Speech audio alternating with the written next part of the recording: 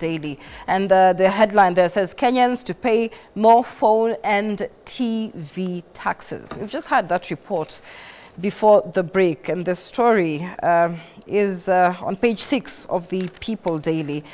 And after President William Ruto dropped the finance bill, the East Africa Customs Law has opened another window for the president to increase levies on key household items, including diapers. The story is on page 6 of the paper. Says Kenyans brace for high mobile phone and TV prices. Now, this follows approval by the East African Legislative Assembly, which will see an import duty on baby diapers raised. And this is according to the new ESC appropriations bill, after the government of Kenya applied for an increase of import duty on commodities in the ESC common external tariff. And so the new ESC appropriations bill of 2024 seeks to approve measures on import duty rates in the ESC in respect to specified items for the Republic of Kenya. And so following this approval, the import duty on baby diapers will be raised from the current 25% to 35%. And this comes even as Kenyans take to the streets to ask to reject, among others, an imposition of higher taxes in the country. In the studio with me, as we take a look at what's making headlines on the dailies, is Professor Fred Ogola, who is an economic and governance expert. Professor, good morning. Thank you for being with us here today. Good morning, Michelle. How are you? I'm very, very well. How are you? I saw you at the front line of what was once peaceful demos. Yeah. Actually, today I'm just trying to say that I have what's called good news, better news and best news. The good news is that we are having a revolution. It has happened. So that's very good news.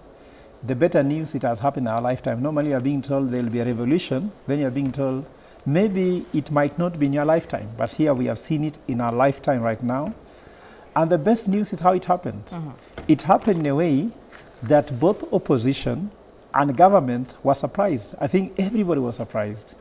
It has kept all political divide keep gazing, wondering, where are we going? But they just entered parliament. In fact, I was asking somebody, Michelle, that when you walk around in the streets of Nairobi, how can you know that you are seeing a miracle?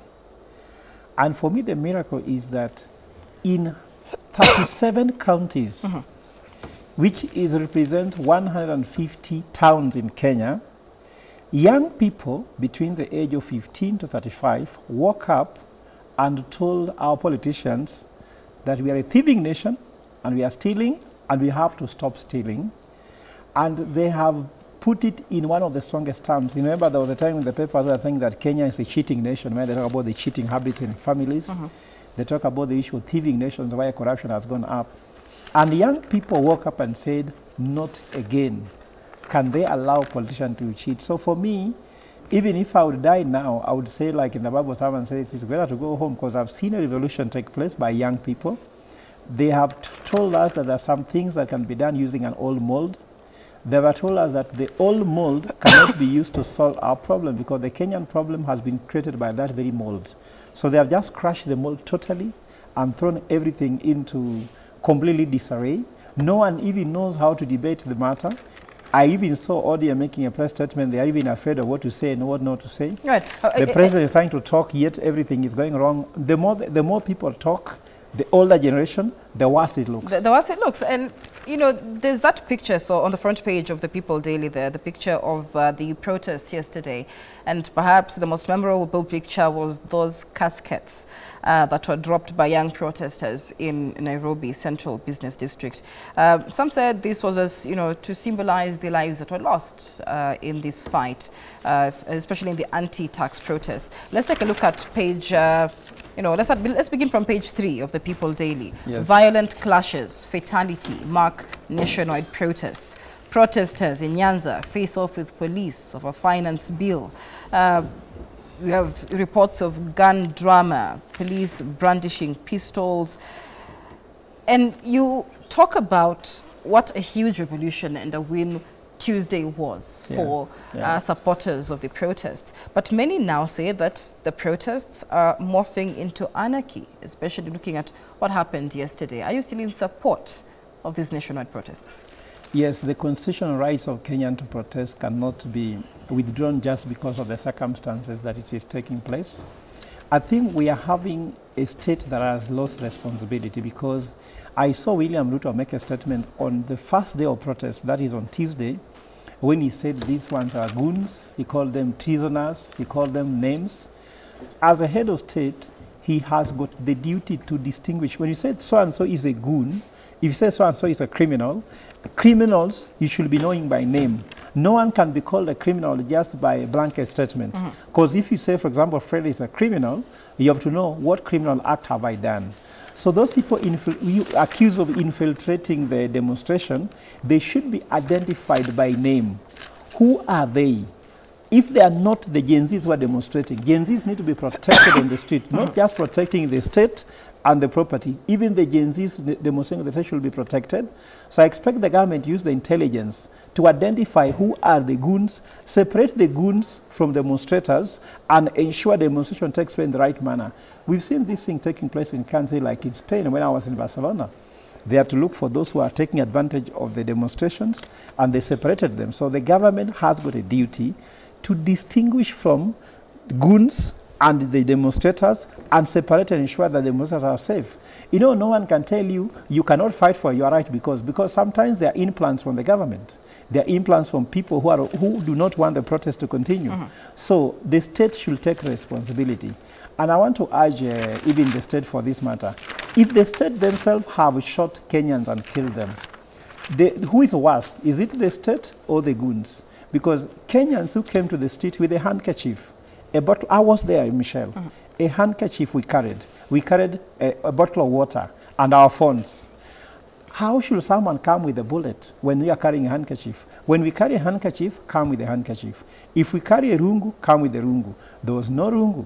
In fact, we have seen, for example, the people who burned City Hall, I do not think it was the demonstrators, because I was there. No one had petrol, no one had a matchstick. All right. In fact, I still think that there must be serious investigation as to who actually performed what and what was performed by protesters, because there's a lot of misreporting, disinformation. Would it be responsible for you, even as you take a look at page 4 and 5 of the People Daily, would it be responsible for you to,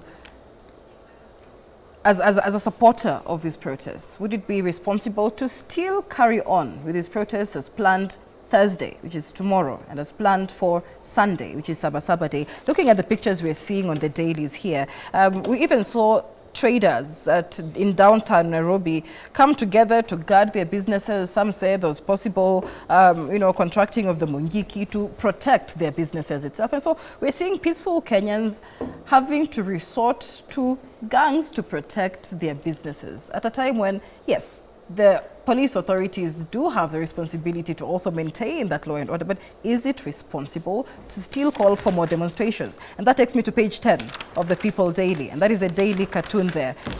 It says, I doubt we learned anything from the 2007 post-elections violence. So, Professor. First of all, I think that there's no responsibility that can be put on me or any other person. Citizens have gone to the street and have spoken. According to me, Michelle, if you look at Article 1 of the Constitution, it says that all sovereign power belongs to the people, can be exercised directly or indirectly, and they say that delegated people are just the officers which they are mentioned, the legislature, the executive, and the rest. Remember that exercising this, they did it already. The citizens have spoken. They don't want parliament. According to them, parliament stands dissolved. In fact, should not be discussed. The legitimacy parliament has is gone.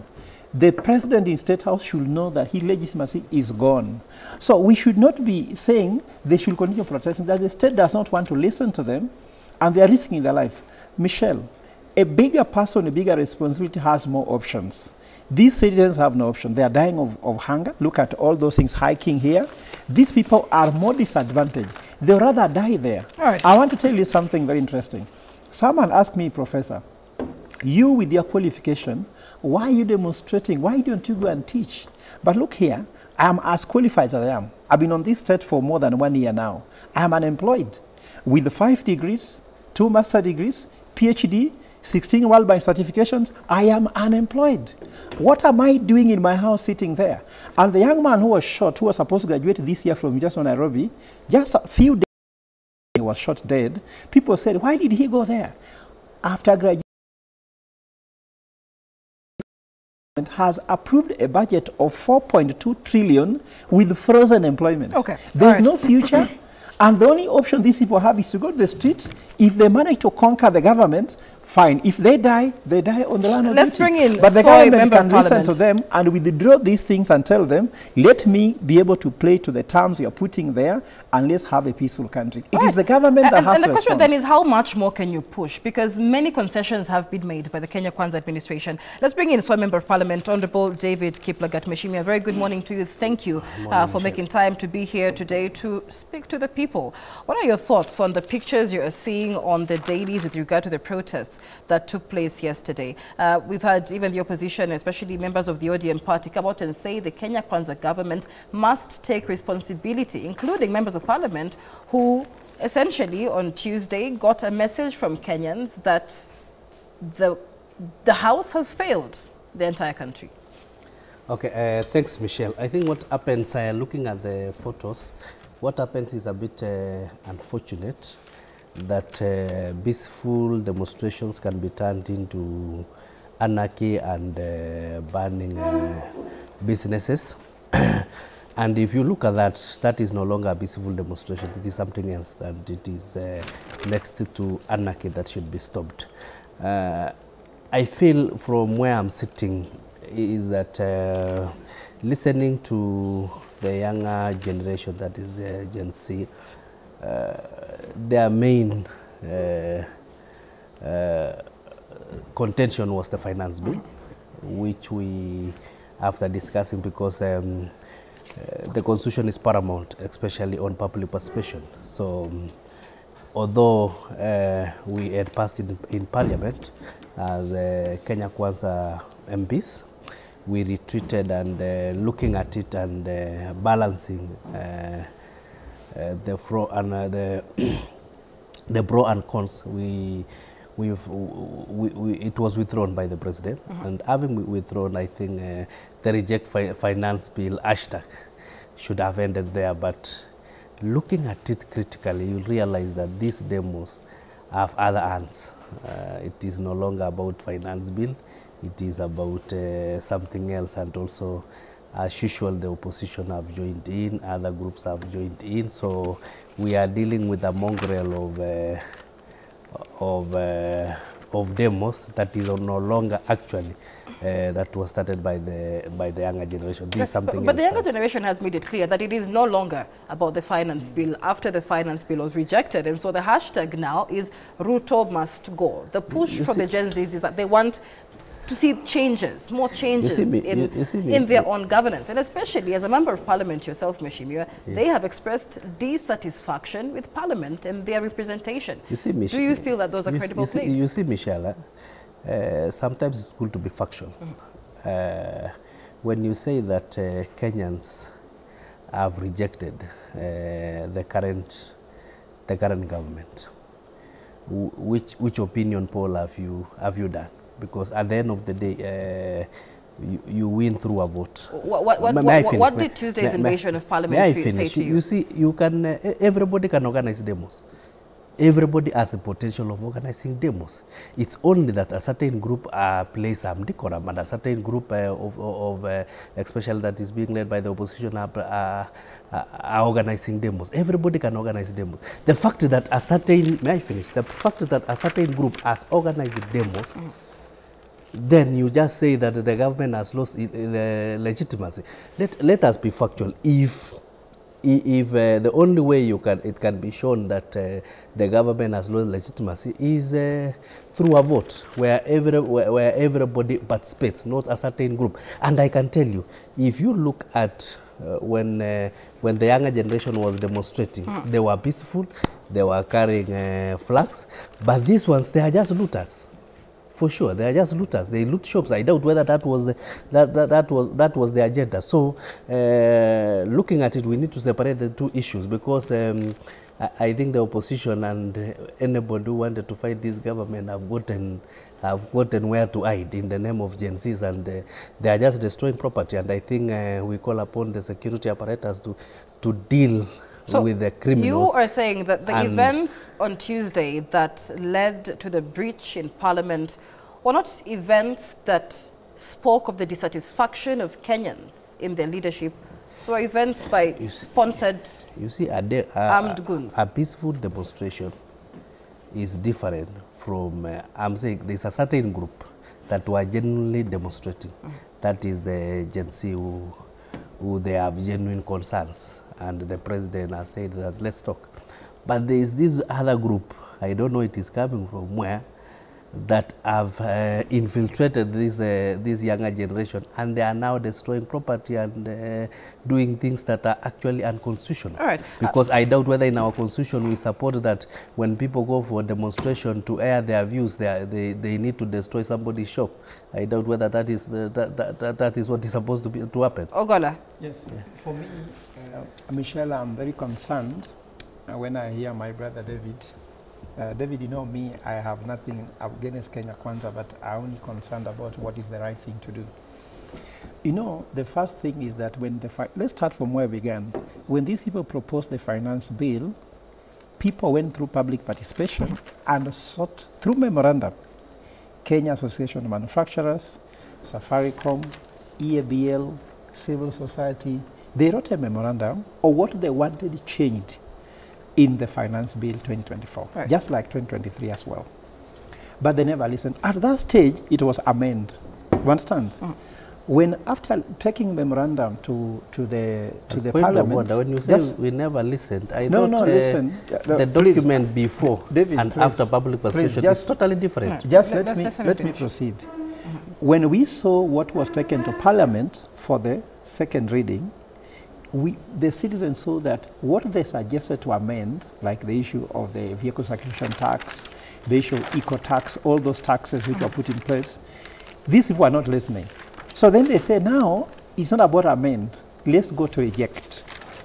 When we saw that they were not rejecting it and now Parliament passed it, they passed it. You understand? Then citizen says, now, this Parliament is not listening, that's why they say, occupy Parliament.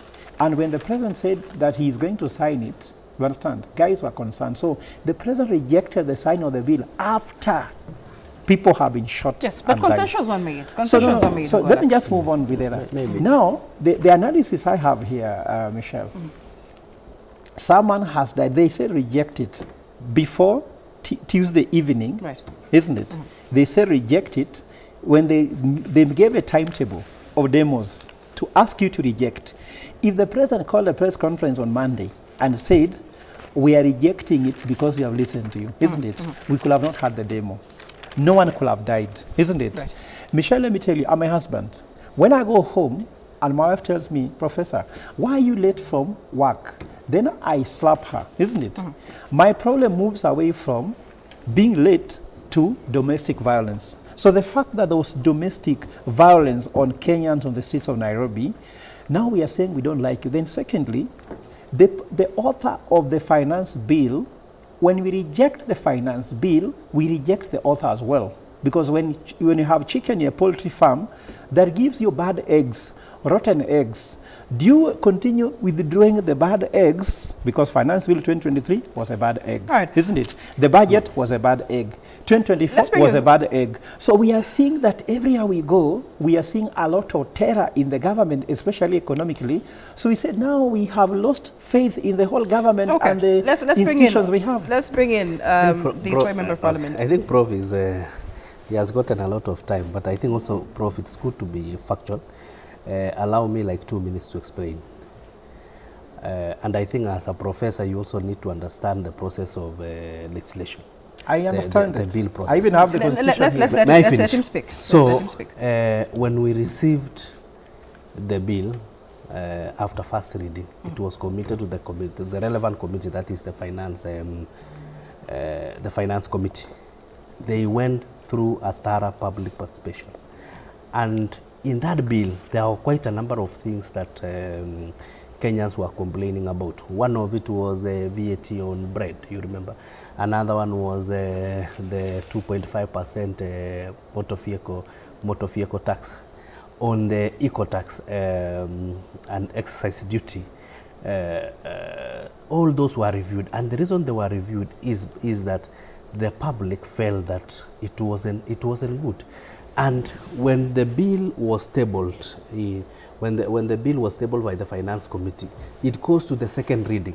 In the second reading, the House debates, and then after debating, it is still the original bill.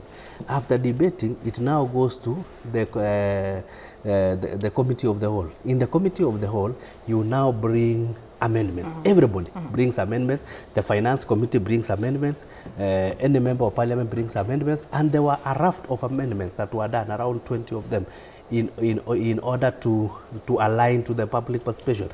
And the issue of motor vehicle tax, the 2.5%, was no longer there. It was amended.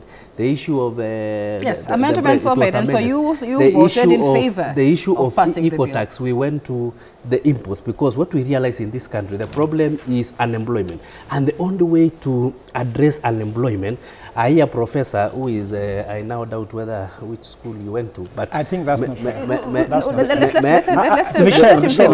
give you time. We will give you time for this battle. With all honesty, let's let him finish. May I finish? You'll have your time. David, please just stick to the conversation. You'll have your time. Let's let him finish. Mheshimiwa, go ahead. Attacking people, just stick to your conversation. What I'm saying is, I will not attack your school. Let's stick to the conversation. The point has been passed. Let's let. What I'm saying is, if you look at critically everything that we were able to do, we were doing it to address the public concerns. And finally, after we had done all this, we realized that the kind of pollution that had gone on, because if you look at the SpaceX and the media that was feeding our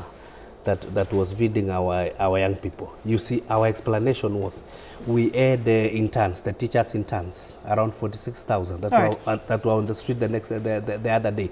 We needed an extra 18. And I understand the point. The thing is, members of Parliament, especially those who voted in favor of the bill, have not been available to do media interviews. But we have had these conversations on the concessions that were made. May I finish? Why do you think the President decided to withdraw the bill, in your view? May I finish?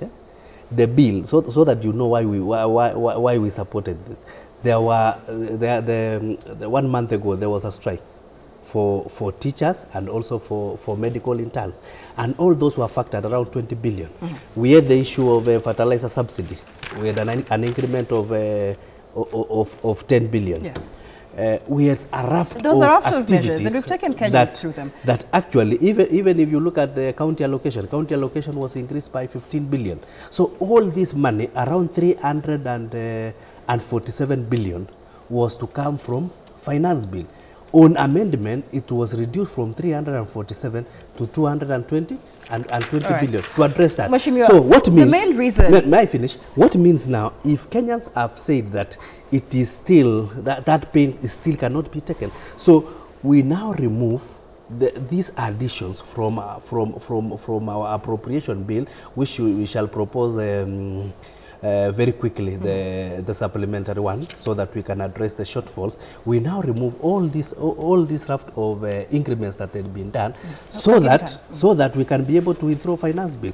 And what we need to realize, we need to tell our young people, this country, we need to balance the budget. Because we have understand the conversation of the budget, Michelle. We must take a break. The question is, do you understand why people protested against the finance bill of 2024? And the conversation, even after the finance bill was withdrawn, is that people were rejecting it in totality because they wanted accountability for the corruption in the country, accountability for the monies collected in the finance year of 2023 and 2024. And so because of that corruption and because of the failure of members members of parliament to speak to the president. And the president said his communication team failed him, but also his foot soldiers, members of parliament, to make the majority in the Kenya Kwanza administration, failed to give the true picture of the situation on the ground. That is what Kenyans are protesting against. What is happening? Good governance, what is happening, better economy. Are you in touch with those problems? What is happening, Kenyans? Michelle, in that space of young people, that is the Twitter or the X or the space X, you realize that all the information that is being broadcasted are actually to the negative. But now people have stopped listening to the main, because when we are in parliament, we actually debate this issue. So if you are careful enough to listen in the floor of the house, both on the opposition side and the government side, you will see what we are actually trying to address. Let's take a break. Let me ask one question, because the president said his foot soldiers failed him, that if this bill had been sold to the Kenyans with proper information, then Kenyans may just have accepted the contents of the bill. Did you do your job in communicating the contents of this bill to your constituents? Did you do your job in reporting back of the sentiments of your constituents to your party leader? Of course, that is why in Soy we did our public participation and we say that we are going to support the bill. And so residents of Soy were in support we are comfortable of your stand on the bill? Yeah. All right, let's take a break. Let's take a break here on New Dawn. When we come back, we'll be listening to Professor Fred Ogola. He has a lot to say on what Mheshimiwa Kiplagat just said. Also like to hear your views on this conversation. The hashtag is New Dawn. Remember, at the top of the hour, we have an interesting conversation following a proposal by an ODM member of parliament to dissolve parliament following what he calls a desecration of the House on Tuesday last week. We'll be back with that conversation in just a moment. Do stay with us.